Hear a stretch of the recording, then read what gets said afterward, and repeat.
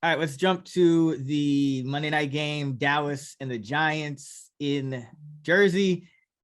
Giants favored by 1. The total is only 39 in this game. So not a lot of scoring expected. Who do you like in the captain spot? Gotta go with Saquon Barkley here because he's healthy and he's back to operating as a true workhorse back. So he's seen 18 and 21 rush attempts in the first 2 games. Giants are 1-point favorites. I mean, can you believe what's going on right now? So I expect them to lean on Barkley heavily here, and he's running a healthy 77% routes run rate on the season. The wide receiver situation is a mess, to put it kindly. So he has a chance to lead the team in targets as well, like he did in week 1. So just on this slate, just got to go with Barkley here for the freak performance of Monday Night Football.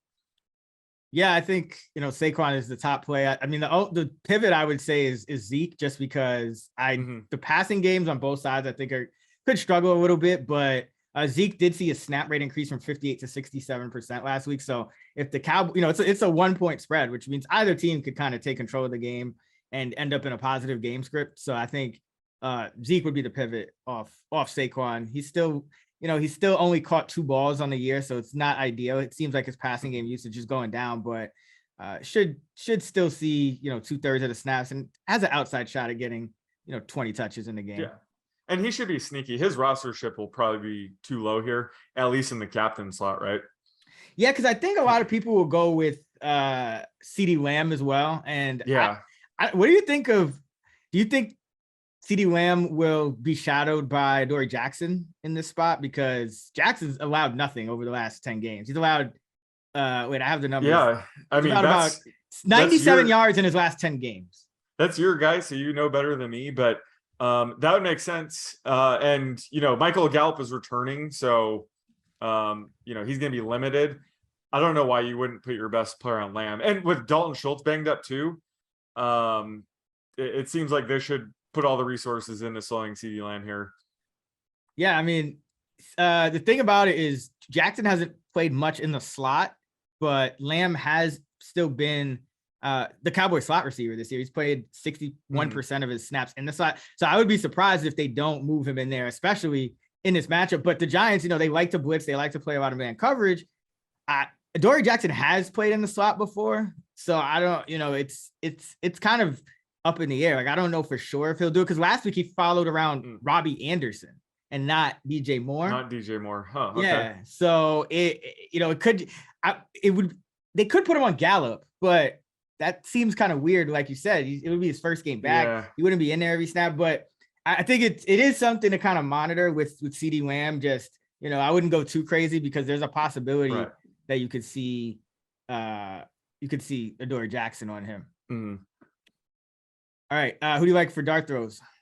So the first guy I'm going with is on the Cowboys side. It's a guy I think you mentioned heading into week 1, but Jake Ferguson. And he might be a bit more obvious if Dalton Schultz is ruled out, but it does seem like Schultz is going to try to play through it. It's similar. I think it's the same exact injury Zeke had last year, right? It's his PCL, like a sprain. So it's going to be painful, but he could play through it. Schultz isn't the most athletic guy. We like him because just of the scheme and Dak Prescott. So I don't know if Schultz is going to be able to perform well through this injury. Either way, Ferguson should step up. Like last week, his route run rate jumped up to 24%. He hasn't seen a target yet this season, but that could change here. And I think you mentioned he's kind of like a red zone weapon potentially. So he would be a bet for, like a troll Showdown Slate touchdown. But he's someone to monitor if Schultz is expected to be limited, which I think that will be the case. Ferguson will be the guy to step up. And then on the Giants side, I mean, what a shit show this wide receiver situation is. I don't know how you project it. I don't know how I project it, but David Sills right now is he's operating as their number 2 wide receiver. While Wan'Dale Robinson and Kadarius Toney try to get healthy, Kenny Galladay's MIA, we have David Sills as the number 2 receiver. So I'm actually projecting him right around 2.5 receptions just based on his underlying usage. And I can't imagine his rostership is going to be too high. So he's got to be my favorite dart throw on the Giants side.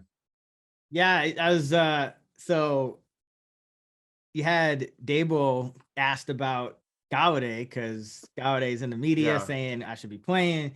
And he's like, hey, this wide receiver situation is going to change from week to week. So it's one of those things where I don't even know if we can go straight off like the last week's usage, because he's essentially like, hey, you saw it in week 1, we used a different rotation than we used in week 2. And like, we're going to do a different rotation in week 3. So I think you have to, like, any Giants receiver at this point is kind of in play, even Kenny Golladay, as much as I hate to say it.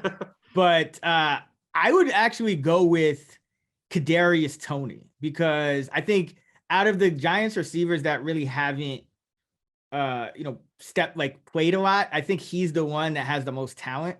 And Dallas is a man coverage team. They play the 5th most man coverage. Kadarius Toney, 2.8 yards per route in his career versus man coverage.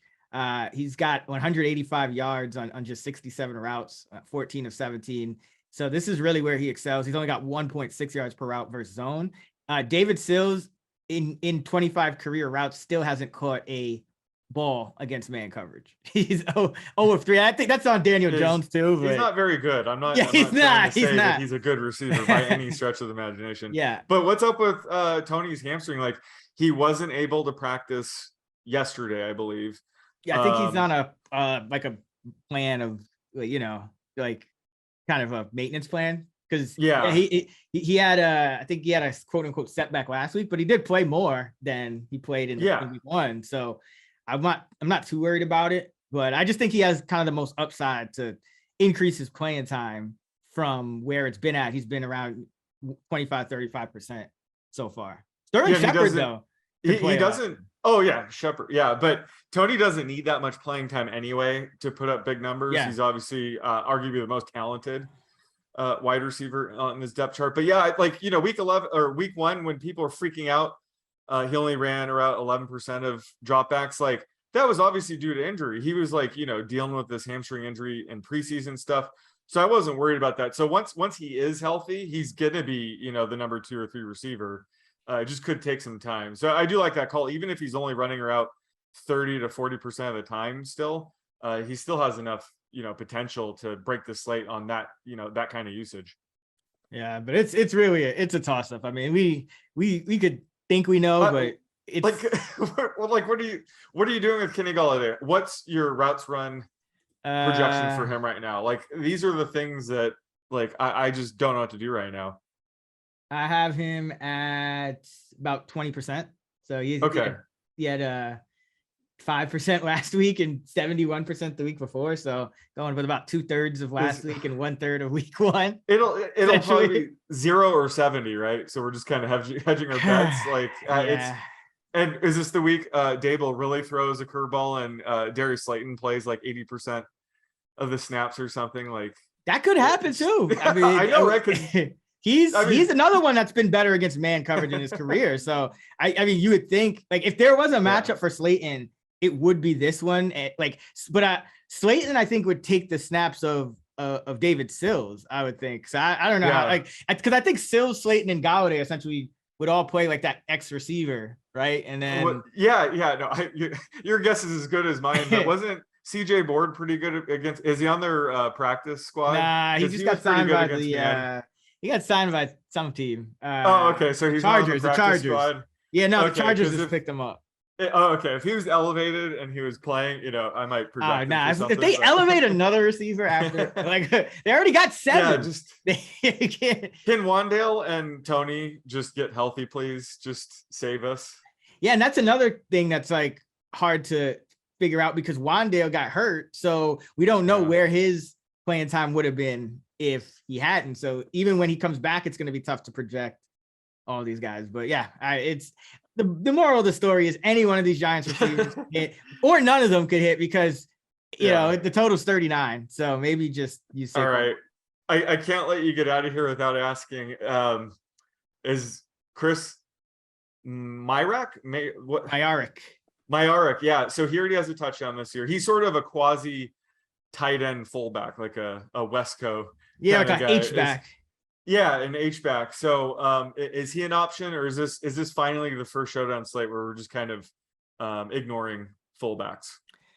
I think he isn't. He played about a third of the snaps last week. That was up from 23% in week 1. So I think he's always kind of that option for that play action touchdown if they get around the goal line, and it would be kind of leverage on Saquon. So I don't hate it. Gary Brightwell actually got a fullback snap last week. He took like a handoff. I think he got a key first down out of it. So they're using everybody. That's leverage against Barkley if you want to go there. But and the tight end room is obviously a disaster, but it looks like Tanner Hudson might actually be their starting tight end. Last week they split him. They split the reps equally. Week 1, it was Tanner Hudson. Week 2, it was Bellinger and Hudson were equal, but Bellinger actually scored a touchdown. So that's another rookie that I feel like his usage will probably grow as the season progresses. So if I had to pick between the two, I would actually pick Bellinger. I just think he's trending up. Like Hudson was just kind of that veteran. He's always balls out in the preseason.